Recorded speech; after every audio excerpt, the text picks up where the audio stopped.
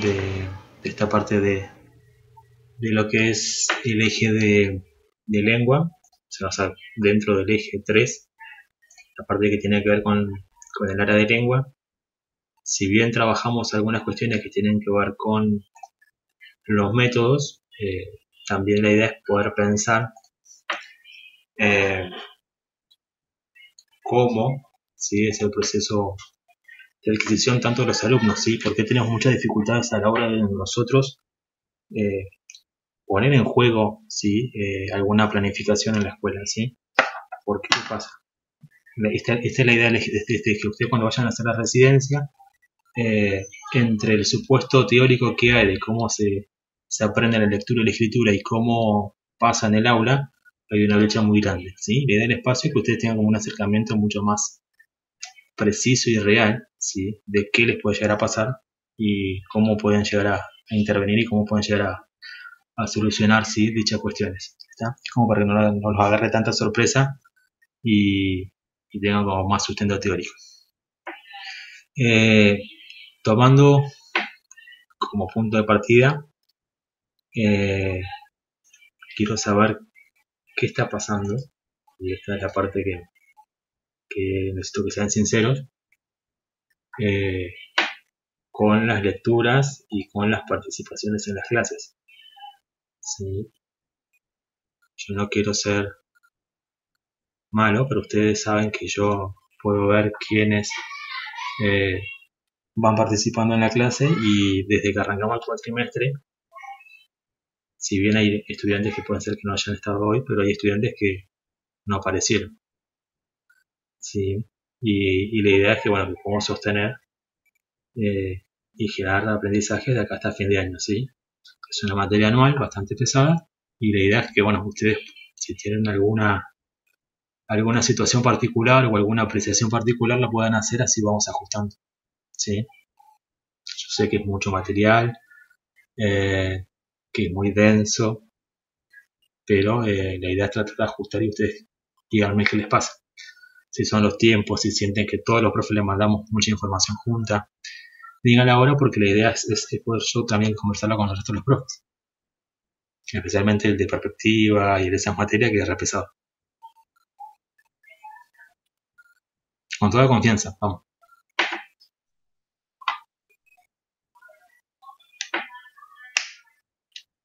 Profe, lo escuché re mal. No escuché bien. ¿Qué está Sí, yo pasando? tampoco escuché nada. Bien, ¿qué está pasando? Hola, Paola. ¿Qué está pasando de por qué se vienen como atrasando con las lecturas? Porque yo les soy sincero, hasta ahora venimos bien, y ustedes se están relajando con el espacio porque yo no estoy poniendo trabajos prácticos y tampoco estoy haciendo parciales, ¿sí? Pero ¿qué pasaría si yo termino en el orden cronológico las clases y digo, bueno, les tomo un parcial del eje 1, el eje 2 y el eje 3, o le tomo el parcial solamente del eje 3? ¿Se entiende? No quiero que sea un colador y un filtro, sino quiero que sean sinceros qué le está pasando. Es mucha información junta, se están preocupando y están al borde del colapso nervioso por residencia, ¿sí? Pero sean sinceros y díganme qué les pasa, porque si ustedes no me cuentan qué les pasa, yo no puedo saber, ¿sí? Si estuviéramos en clase y en el IPES, esto también se los diría, ¿sí? Porque la idea es que ustedes puedan expresar qué dificultades tienen, si no, no podemos trabajar en consecuencia. En el IP no queda grabado, profe. No pasa Son nada. opiniones personales. Bueno, si quieren corto la grabación, pongo pausa y hablan sinceros, hacen en catarsis. Bueno, la idea es que hagamos un mapita conceptual breve, ¿sí? Yo les voy a compartir la dirección, va a estar en el enlace en la clase de hoy, y ustedes van a poder ir completando, ¿sí? Y tienen que hacer una propuesta colaborativa, ¿sí?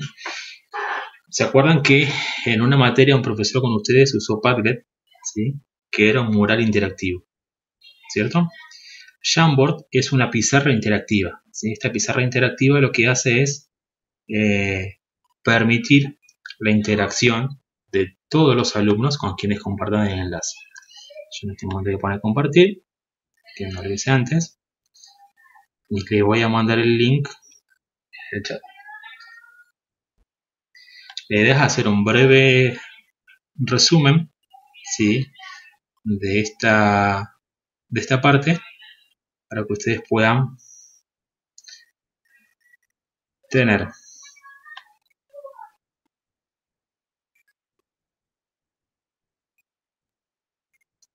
Así que bueno, ¿la conocían? No. ¿Está todo en silencio? ¿Se tildó la máquina? No, profe, yo no la conocía. Yo Bien. no Tampoco la escucho conozco. nada, se retilda. Sí, puede ser que esté funcionando medio mal. Yo les voy a mandar el enlace y ustedes las van a, si entran, lo van a poder interactuar conmigo en la...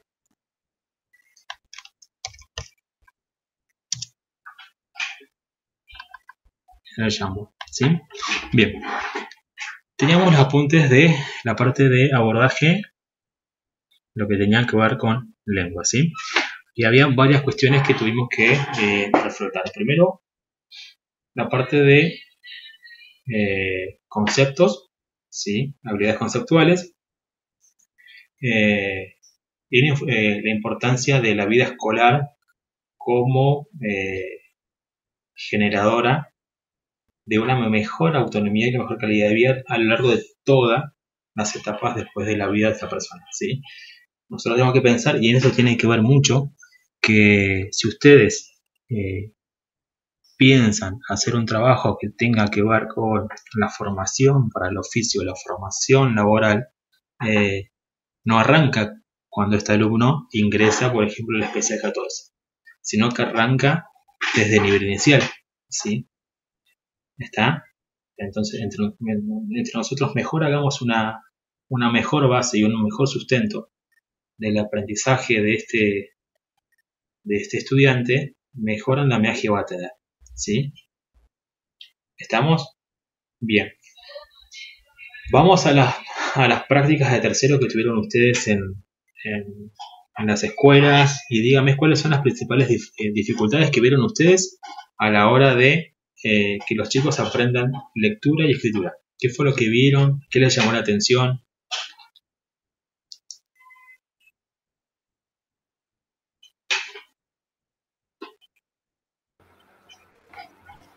A mí me tocó, se me asignó quinto grado y me sorprendió que la mayoría de los alumnos no realizaban lectura. Por ejemplo, para copiar en el pizarrón, hacía copiado directo, no sabían lo que estaban escribiendo, en su mayoría. Que fue algo que se tuvo que trabajar, ejemplo, escribirlo, perdón, me trae mucho. Pasó con la cursiva. Cuando escribían con cursiva, docentes que venían por suplencia, porque hubo muchas suplencias, los chicos no sabían escribirla, pero no sabían qué estaban escribiendo. Es algo que me llamó mucho la atención y que en la mayoría de los profesores no se percataban de eso. Ellos siguen escribiendo en cursiva, porque en quinto ya tendrían supuestamente estar escribiendo en cursiva los chicos. Pero a la hora de preguntarle a los alumnos si sabían lo que estaban escribiendo, no te podían explicar. Bien. Perfecto. ¿Alguien más quiere compartir?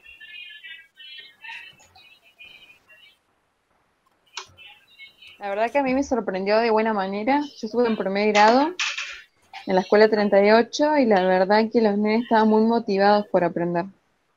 Fue un aula bastante linda, un contexto muy bonito y profesores excelentes, siempre buscando la motivación de sus alumnos y demás. Sí. Lo que fallaba en esa aula era la falta de acompañamiento de la familia, en este caso. Los profesores hacían todo lo que podían, pero desde la familia no había un acompañamiento, entonces se complicaba en ese sentido. Bien. Tal cual. Muy importante el tema de la familia. Bueno, yo les cuento. Es el menú de herramientas y es bastante acotado, pero nos sirve para nosotros. Tenemos el láser, que es para señalar, ¿sí? Y tenemos acá los cuadros de textos y tenemos las notas adhesivas. Las notas adhesivas son notas de color, ¿sí? Yo acá puse la primera, que es apuntes de abordaje. Ahí lo primero que decían es el problema de copiar, ¿sí? O sea que los chicos copian, muchos estudiantes copian lo que está en el pizarrón. Y esto tiene que ver con una fuerte preponderancia, si quieren decirlo, de cómo está configurado el sistema educativo, ¿sí? En general, pasa en primaria, pasa en secundaria y pasa en educación superior, que es que muchos estudiantes se acostumbran a sobrevivir, ¿sí? A subsistir. Y la copia, ¿sí? Es la mejor aliada para subsistir, ¿sí? Y esto pasa mucho en las personas con discapacidad intelectual. Muchos alumnos que copian, o sea, vos le llenás el pizarrón y copian todo el pizarrón. Ahora vos le preguntás qué palabra es, qué letras son, y hacemos agua, ¿sí? Seguramente lo pudieron ver. Y esto tiene que ver con justamente las formas que tenemos de enseñar la lectura y la escritura. Tenemos una dificultad. Los tiempos de la escuela común no son siempre los tiempos que necesita la persona con discapacidad intelectual para poder aprender a leer y escribir, ¿sí? Entonces hace falta un trabajo articulado. Tenemos métodos de enseñanza, tenemos dos fuertemente métodos, enfoques, vamos a ponerle enfoques mejor, porque métodos en realidad tienen que ver con todos los métodos que están dentro de los enfoques. Vamos a poner enfoques, que son dos. ¿Cuáles son? Son las dos clasificaciones más comunes que hay.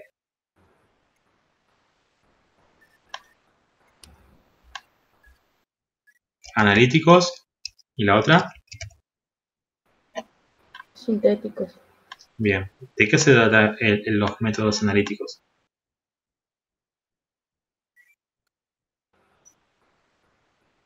En analíticos que toman la palabra completa y la van defragmentando. O me acordé al revés, ¿puede ser? No escuché, perdón.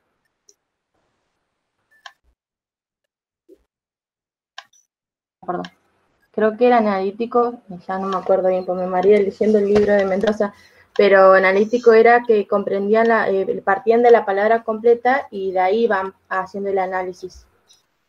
Claro, Bien. se partían de unidades de significado. Y los sintéticos Claro. desde las unidades mínimas de significado. Bien. Análisis y síntesis. Análisis, analizo Claro. toda la estructura, Síntesis, oración. sintetizo. Exactamente.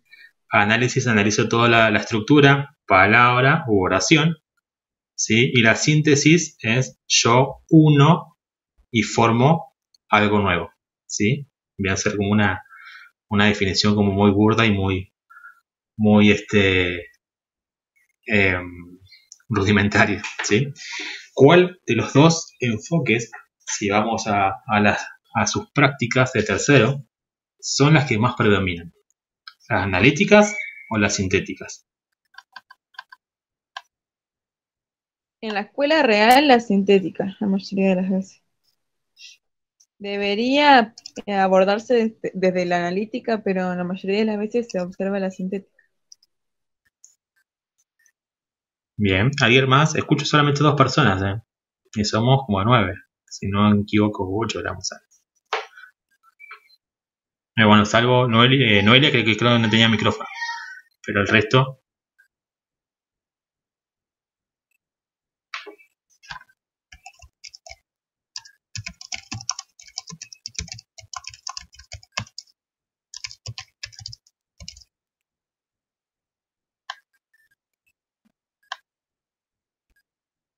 Ese silencio abrumador. Chicas. Se salvan que no estamos en clase porque si no. O sea, en clases presenciales. Vamos.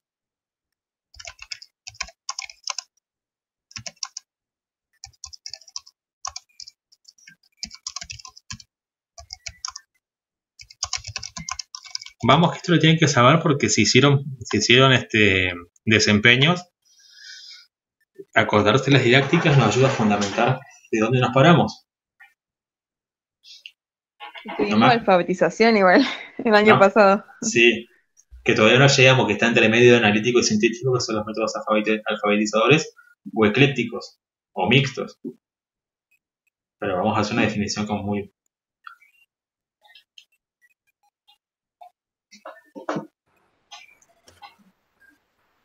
Bueno, Hoy están muy callados. a ver. Me encanta ese silencio. Vamos, chicas, que toda la semana tenemos clases virtuales, así que hay que ponerle onda. Bien, si ustedes tienen los enfoques, ¿sí? Cada enfoque tiene sus pros y sus contras, o sea, tiene sus partes buenas y sus partes malas. No es ni uno bueno ni uno malo en el sentido práctico de hacerlo, ¿sí? Y estos, cuando si van a las escuelas especiales, van a ver que los métodos analíticos, los métodos sintéticos están muy fuertemente presentes, ¿sí? O sea, y a veces caen el método sintético en letramanías 1, letramanías 2 y todas las letramanías habidas por haber, eh, que a veces se abusan, ¿sí? Tenemos estos métodos, tenemos diferentes, ¿sí? El método sintético lo que hace fuertemente es hacer una asociación entre grafema-fonema, ¿sí? Tratar de representar de forma gráfica las letras, ¿sí? Hace una fuerte carga en la escritura mecánica, ¿sí? Y es lo que pasa en la escuela, o sea, muchas veces la A, ¿sí? Que salga bien la A, que está con las vocales, después agregamos consonantes y todo el tiempo vamos a partir de la repetición, ¿sí? Porque la idea es buscar correspondencia entre el sonido, ¿sí? El fonema y entre la letra, el grafema, ¿sí? ¿Sí? Y inclusive muchas veces cuando uno trabaja con los estudiantes, vieron que les dice, bueno, mamá, y empieza, ah, porque le decimos M. Tiene que ver con esto, con una fuerte presencia de método sintético. Y está muy basada desde lo perceptivo, desde lo visual, ¿sí? Porque usamos hasta el cansancio la repetición de letras, ¿sí? Que se aprenda en la letra. Obviamente predomina la letra imprenta y, y hacemos una fuerte carga en la repetición, en todo el tiempo del ejercicio. En cambio, el método analítico implica mucho más análisis y tiene que ver con una posibilidad de otorgarle significatividad y otorgarle correspondencia a esta palabra y a este sentido, ¿sí? A esta representación que hace la palabra, ¿sí? Acuérdense que esto tiene que ver, se apoya mucho en lo que es psicolingüístico y demás. Busca y trabajamos fuertemente con los estudiantes que puedan identificar rastros discriminativos para poder identificar, ¿sí? Palabras como etiquetas, ¿sí? Y acá empiezan a aparecer palabras muy, muy fuertes. Palabras generadoras es un método muy clásico y muy conocido, que parte del nombre, que parte de mamá, que parte de estructuras fijas, ¿sí? Y este sí tiene como una fuerte preponderancia desde el modelo auditivo, ¿sí? Desde la discriminación auditiva y hace mucho eje en lo que es conciencia fonológica, ¿sí? Y entre medios tenemos métodos que son eclécticos o analíticos. Métodos eclécticos, métodos mixtos que tienen y hacen fluctuaciones entre ambas partes, ¿sí? Es muy importante que ustedes se puedan posicionar, ¿sí? Y que puedan entender que hay como cantidad de métodos, ¿sí? Como tantos estudiantes hay en las escuelas. Tenemos métodos global, palabra generadora, sí. Sí, depende de las características de los alumnos, de cada uno de los alumnos, el método que se vaya a utilizar o los métodos que se vayan a utilizar. Exactamente, y no hay, hay métodos que son más beneficiosos para los estudiantes y métodos que no. Lo que tenemos que tener en claro, sí, es que desde la política educativa a nivel nacional y a nivel provincial, la alfabetización inicial, sí, es el enfoque que se toma como punto de partida, ¿sí? Vieron que el texto de Mendoza, de la provincia de Mendoza, hace de mucho eje en esto de la alfabetización inicial, ¿sí? Pero ¿qué pasa? Y es una de las grandes falencias que tenemos. Para pensar en la alfabetización inicial, tenemos que pensar en una unidad.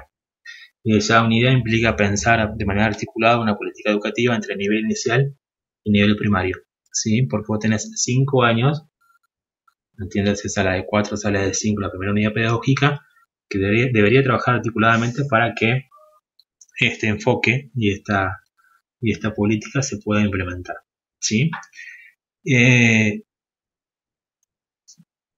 ¿Quiénes conocen la Escuela Especial 1? Y es para ver si están expertos. Yo no, profe. Yo solo fui a la observación institucional nada más, no fui al aula. Bueno, las escuelas especiales, sí, y lo que tiene que ver con educación especial, tienen algunos métodos de lectura y escritura específicos muy interesantes. Hay uno que se llama método sin lágrimas. La especial 1, por ejemplo, tiene sus métodos muy, muy fuertes, tiene que ver con lo que es troncoso y lo que es escritura sin lágrimas. ¿Sí? Hay proyectos alfabetizadores muy interesantes ahí. Pero volvemos a lo mismo. Desconocer a veces la línea que se va a seguir institucionalmente a veces dificulta que este estudiante pueda adquirir lectura y escritura. ¿Sí? No es lo mismo que este año vaya y tenga una señorita que hace una fuerte didáctica, ¿sí? En cuanto a un método sintético, y después viene su profe suplente y es muy de los métodos analíticos y hace un fuerte uso de lo que es la alfabetización inicial, y obviamente este estudiante va a estar en el medio, ¿sí? ¿Sí? Y es algo que pasa muchas veces, y es algo que nos tenemos que hacer cargo nosotros como docentes, que es que por qué los chicos no aprenden a leer y escribir y por qué pasan a tercero y no sin leer y escribir. O sea, qué pasa institucionalmente que estos estudiantes no pueden, ¿sí? Aprender lectura y aprender la escritura, ¿sí? Si vamos a los métodos que tiene la escuela especial, tenemos métodos sin lágrimas, esos métodos hechos por un terapeuta ocupacional de Estados Unidos, que se basa desde la experiencia, que está fuertemente basado en la terapia ocupacional, y es un método interesante porque parte a partir de lo lúdico. ¿El método Select, profe? No, sin lágrimas. Select es un método, es un... Bueno, Select, ahora yo les cuento qué posición tengo con Select personal. El método sin lágrimas es un método creado por un terapeuta ocupacional de Estados Unidos. Es un método que tiene más o menos 30 a 40 años, y lo que hace es partir mucho de la actividad de lo lúdico, ¿sí? Muchas experiencias que tienen que ver con lo lúdico, y enseña algo muy interesante que es que nosotros también hacemos, que es la economía de trazos, ¿sí? O sea, nosotros en todo momento utilizamos la economía para leer y escribir, aunque no somos conscientes de eso. Ustedes para leer usan economía, ¿sí? Ustedes no leen toda una palabra completa, sino que leen 3-4 letras y hacen una asociación por repetición, y esa es su economía, ¿sí? Por eso es que muchas veces, bueno, cuando leen en voz alta, a veces se equivoca de palabra, ¿sí? Tiene que ver con uno inconscientemente busca ser económico en el gasto de energía. Entonces, esto tiene que ver con enseñarle a los estudiantes cómo todas las letras del alfabeto están compuestas por curvas y por rectas, ¿sí? Y cómo uno puede ir economizando y cómo uno puede ir aprendiendo las letras y el uso del espacio a través de este juego lúdico.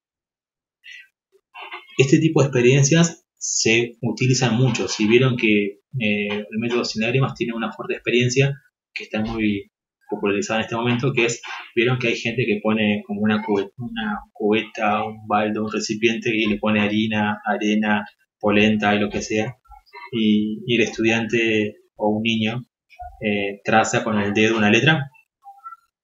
Vieron que está como muy de moda ahora en estos desde hace 5 minutos. Esa experiencia tiene que ver con el método de escenarios. O sea, aparte mucho de los juegos, de jugar con diferentes elementos y poder familiarizarse con las letras. Plantea algo muy interesante, que es poder hacer y poder construir letras a partir de reglas.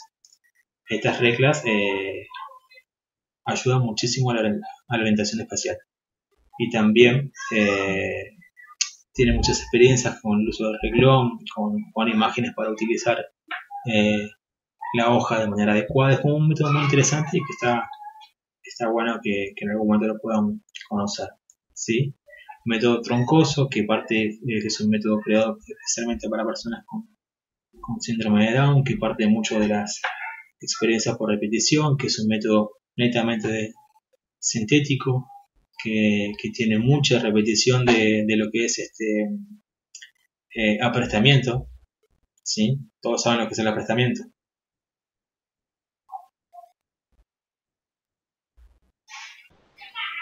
No, profe.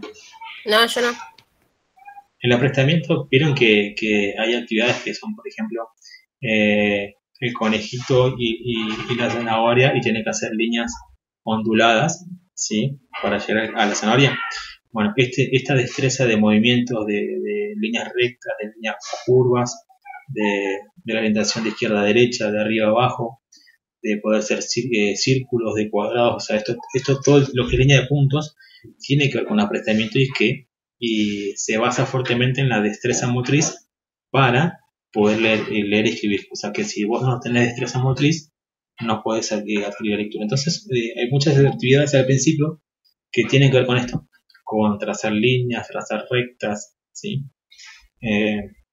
Los que son de mi época se van a acordar de actividades muy presentes del jardín de infantes, que tienen que ver, por ejemplo, con la línea recta, el punzón, hacer todo el caminito con el punzón en la línea recta, o el adentro y el afuera, o el zigzag en las líneas. O sea, son fuertemente actividades que tienen que ver con generar al estudiante mayor destreza motriz, ¿sí? Si no hay destreza motriz, después no puede hacer representaciones gráficas que tienen que ver con las letras, ¿sí? ¿Son como los libros esos que vienen de Letramanía? Sí, pero más que Letramanía, ¿vieron que hay uno que se llama Grafomanía? Que es como el anterior. Sí. Letramanía lo que hace... creo que a mi hijo se los dieron. Bien, Letramanía lo que hace fuertemente es trabajar es un método sintético, ¿sí? Letramanía, vieron que al principio están todas las vocales, después dice, bueno, pintar todas las A, fíjate las E, la orientación, hace fuerte discriminación perceptiva. O sea, es un texto que trabaja, un libro que trabaja fuertemente desde lo analítico, ¿sí? Que es interesante, y por eso está muy fuertemente presente en las escuelas especiales. Y en la escuela por hoy van a ver que casi todos los que tienen chicos en la escuela, en este contexto, muchas actividades de Letramanía están puestas ahí, ¿sí? Sí. No son malas, pero uno tiene que saber que cuando utiliza eso, desde qué enfoque se para, ¿sí? Que es lo que yo quiero que entiendan ustedes. No hay modelos malos 100%, como tampoco hay modelos buenos 100%. ¿Qué es lo que pasa con Select? El método Select está buenísimo, es muy interesante, pero es un abordaje terapéutico, no es un método escolar. O sea, que nosotros lo queremos poner en la escuela con 7 alumnos de la escuela especial adentro de la escuela especial en interior de sede, o en integración o / inclusión educativa. Es muy poco viable que yo pueda hacer Select, ¿sí? Porque las ideas de los procesos de inclusión es que no generemos una isla adentro del aula, ¿sí? Sino que tenga que ver con un correlato, con una correspondencia con lo que pasa en la escuela. Entonces yo no puedo trabajar un método terapéutico en una propuesta educativa en la escuela. ¿Se entiende por qué el Select es muy complicado poder transpolarlo. Es interesantísimo y da muy buenos resultados. Método terapéutico. Método escuela, planteémonos alguno que tenga que ver con analítico sintético o alfabetización inicial, ¿sí? Eso como una reflexión que tenga. Yo les conté que Emilia Ferreiro, que es un texto bastante interesante, lo que hace es poder ponernos a nosotros a pensar en algunas construcciones que hacen los estudiantes y que nosotros vemos mucho en el aula. Y esto tiene que ver con, para que ustedes entiendan cómo piensan los estudiantes, ¿sí? ¿Vamos hasta ahí? No se me duerman, no se me... ¿Están todos despiertos? Digo lo último y ya termino. Así Sí, lo... profe. Sí, Pues profe, está bueno. sé que están agotados. Teniendo estos dos métodos y teniendo estas formas de enseñar y teniendo presente, ¿sí?, desde dónde me voy a posicionar yo para trabajar mi didáctica, ustedes van a trabajar una actividad en lengua. Si trabajan el cuento y hacen la narrativa, después hacen los análisis y después trabajan sobre estructuras del texto, obviamente están siendo fuerte base en un método analítico y lo que es alfabetización inicial, ¿sí? Si parten de un cuento, parten de una canción y demás. O sea, usted tiene que tener en cuenta a la hora de hacer su desempeño, su planificación, su actividad que vayan a hacer, desde qué lugar me voy a parar para trabajar mi didáctica, ¿sí? Porque yo no puedo cambiar mi didáctica todos los días, ¿sí? Yo voy a decir, bueno, este año voy a hacer de esta forma o voy a trabajar de esta manera y voy a dar muchas experiencias que tengan que ver con analizar fonéticamente o analizar a través de la conciencia fonológica estos sonidos o estas correspondencia grafema-fonema, ¿sí? O sea, yo plantearme qué objetivo tengo, ¿sí? Si no, son actividades sueltas y eso es lo que pasa después que los estudiantes no pueden aprender a leer y escribir, ¿sí? Vamos dando una actividad que es netamente sintética, una actividad que es netamente analítica y así vamos por la vida, ¿sí? Emilia Ferreiro lo que nos plantea son dos cuestiones muy interesantes. Primero, que la lectura es una cosa y la escritura es otra, ¿sí? No hablamos más de lectoescritura, ¿sí? Podemos ser muy competentes leyendo, pero podemos ser poco competentes a la hora de la escritura, ¿sí? Inclusive plantea que la escritura es un proceso que todo el tiempo se va ampliando y se va adquiriendo. Dentro de las etapas que hace de la escritura, que son 5, habla de cuestiones muy importantes. La primera que tiene que ver con las experiencias, ¿sí? Y las experiencias previas que tienen que ver con el estudiante a la hora de hacer letras cursivas, de letras curvas o letras rectas, ¿sí? Y esta fuerte preponderancia o mayor destreza a la hora de poder tener modelos fijos de escritura, ¿sí? Que tiene que ver con la letra cursiva y con la letra imprenta. Muy interesante poder plantearnos eso, cómo el contexto influye a la hora de que este estudiante pueda aprender a leer y escribir, o sea, cómo este contexto alfabetizador o esta experiencia alfabetizadoras van a ayudar a que este estudiante pueda aprender de mejor manera. Obviamente por hoy la letra imprenta es como lo que está mucho más cercano y visible porque está todo escrito en imprenta y es algo que lleva a la escuela de por qué se enseña cursiva todavía si el mundo es letra imprenta, ¿sí? Otra hipótesis interesante que plantea Emilia Ferreiro a la hora de aprender a leer y escribir son las hipótesis de cantidad, hipótesis de variedad, hipótesis silábica. ¿Nos pudieron identificar a las tres? Si yo le pregunto a alguien ¿qué es la hipótesis silábica? ¿Qué me contesta?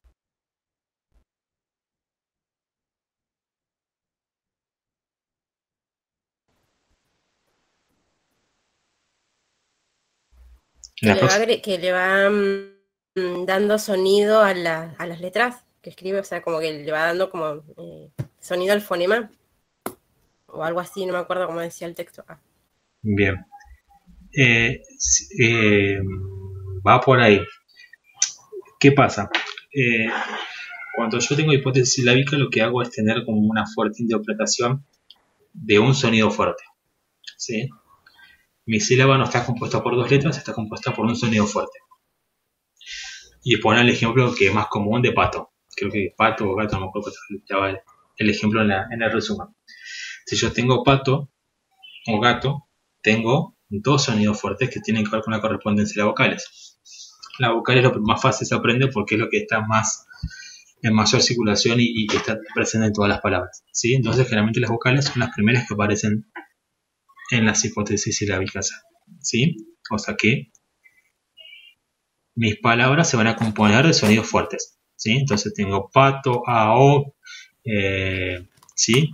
Que son muy frecuentes, están muy presentes en los chicos, en los estudiantes en las escuelas, ¿sí? Gato, pato, o sea, todo lo que tenga que ver con sonidos de vocales diferentes, ¿sí? Otra hipótesis bastante interesante que generan, ¿sí? Son dos, que son las de cantidad y la de variedad, que tienen que ver con esta hipótesis de cantidad, que es que toda palabra tiene que tener una cantidad mínima de letras, ¿sí? Y acá entran en conflicto con los monosílabos. O sea, una palabra puede tener dos letras. Claro, una palabra tiene que tener dos letras. Si tiene menos, no dice nada, ¿sí? Es como la primera hipótesis. Está muy interesante para poder entender. Y la segunda hipótesis bastante interesante en esa etapa tiene que ver con la variedad, ¿sí? Que no puede decir nada exactamente, cualitativa y cuantitativa. La cualitativa tiene que ver con esto, con que todas las letras no puedan ser iguales, ¿sí? No puede haber dos letras iguales, ¿sí? Si yo quiero que diga algo, no puedo hacer tres letras A, porque si yo escribo tres letras A, ¿sí? No dice nada, ¿sí? Es una hipótesis bastante interesante que los chicos tienen, ¿sí? Tenemos que poner el trabajo de que ellos puedan producir para ver cómo ellos interpretan nuestra lectura y nuestra escritura, ¿sí? Estas tres hipótesis entran en conflicto y es lo que genera después nosotros a través de la propuesta de alfabetización, ¿sí? Con algún método vamos pasando estas etapas, ¿sí?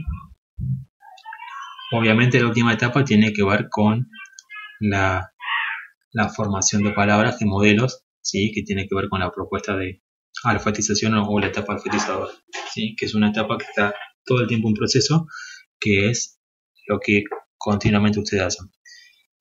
En relación a la lectura, ¿sí? Tenemos bastante interesante y eso se los voy a dejar como para que puedan seguir investigándolo, ¿sí? Bien. Necesito que presten atención porque ahora es la parte que les doy las indicaciones. Ahora voy a subir el Jamboard a la clase. Voy a subir el Jamboard a la clase, se tienen que poner de acuerdo para que ese Jamboard sea lo más completo posible para que ustedes puedan estudiar, ¿sí? Y esto tiene que ser una propuesta colaborativa. Yo sé que ustedes tienen grupo de WhatsApp, ¿sí? Así que se pueden poner de acuerdo de qué puede poner cada uno y demás, ¿sí? Los enfoques que están dentro del programa, si no me equivoco, el programa tenía los métodos de sin lágrimas. No, se salvaron. Lo había sacado. Necesito que haga una buena conceptualización de los métodos analíticos sintéticos que va a entrar, ¿sí? Y que puedan interpretar y entender las etapas de adquisición de lectura y escritura, ¿sí? Que son como las partes más fuertes de estas dos clases, ¿sí? Traten de hacer un resumen y piensen en el compañero y piensen de que eso va a ser el soporte después para rendir la unidad 3, ¿sí? Acuérdense que terminamos esta unidad con una autoevaluación, que es lo que es el parcial, que es para ahora, está pensada para el 20 de octubre.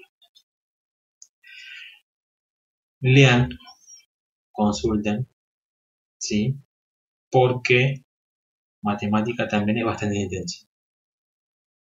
¿sí? Matemática un poquito más pesado porque tiene que ver con Piaget, ¿sí? Con las formas de cómo se va construyendo la lógica de pensamiento. Profe, Sí. ¿y esta consigna la va a dejar por escrito igual? Sí. Sí, yo la dejo por escrito y la subo y viene que aparece un recuadro para que ustedes puedan trabajar ahí adentro, puedan tener una ventana. Se lo voy a dejar puesto así. No, no lo cambiamos. Bien. Perdón, fue mi nene. Está bien, no hay ningún problema. ¿Consultas? ¿Dudas? No, profe. Bien. Perfecto. Bueno, chicas, esto va a estar, no creo que hoy, porque entre que cargue el video seguramente para mañana. Vuelvo a decir, no se dejen estar porque van a ver que mucho material del que está en el programa, que está puesto en el eje presentación, no se lo subí todavía. Sí, está, pero no se dejen estar. Sí. No se dejen estar. Profe, una consulta. Sí. Para ver si más si entendí porque ya no proceso bien. Esto hay que hacerlo entre todos los compañeros, ¿verdad? Sí. Sí, y figura que si nosotros entramos y modificamos cosas, ¿se figura ahí un historial o algo de quiénes escriben y quiénes no? Yo no. Y no para sé. Bien, ustedes ingresan ahí. Yo ahora tengo, creo que tengo 2 personas más puestas adentro del jam ahora, en este momento. Sí. Yo después puedo ver que el registro de edición, o sea, cuáles fueron los últimos cambios desde que yo me conecté, y ahí puedo saber quiénes estuvieron y qué hicieron. ¿Sí? Buenísimo. O sí. sea, ¿Para cuándo sería esto? Esto no lo tienen que entregar, ¿sí? Ah. No es una actividad para entregar, es una actividad para que ustedes puedan tener una síntesis de estudio. ¿Sí? La idea es tratar de ser colaborativos y compañeros entre ustedes, ¿sí? Y esto implica 2 cuestiones: que no se recargue una sola persona. Para futuros parciales, profe, para futuros parciales, ¿o no? Y esto piensen de que si sigue así el Cosmos los condena a rendir final. Y si no hacen síntesis, de esto, de este eje que es muy pesado, va a llegar diciembre y van a tener que hacer síntesis de esto. Entonces es más significativo que lo vayan haciendo ahora, que sea colaborativo y que ya lo tengan. ¿Sí? ¿Está? Es como hacer la autoevaluación igual. Uno hace síntesis para hacer la autoevaluación y ya te queda para rendir después igual. Exactamente. Pero pasa que esto es una actividad intermedia, así me voy asegurando que vayan leyendo. Bueno, gracias. Vamos a hacer esto en lengua y vamos a hacer esto en matemática. ¿Sí? Bien. Bueno, chicas, esto va a estar disponible en la plataforma a partir de mañana. ¿Sí? Así que bueno, las dejo descansar, que ya deben estar cansadas de tanto. Bueno, profe, muchas gracias por la clase y bueno, buenas noches a todos. Buenas noches. Gracias, profe. Chao.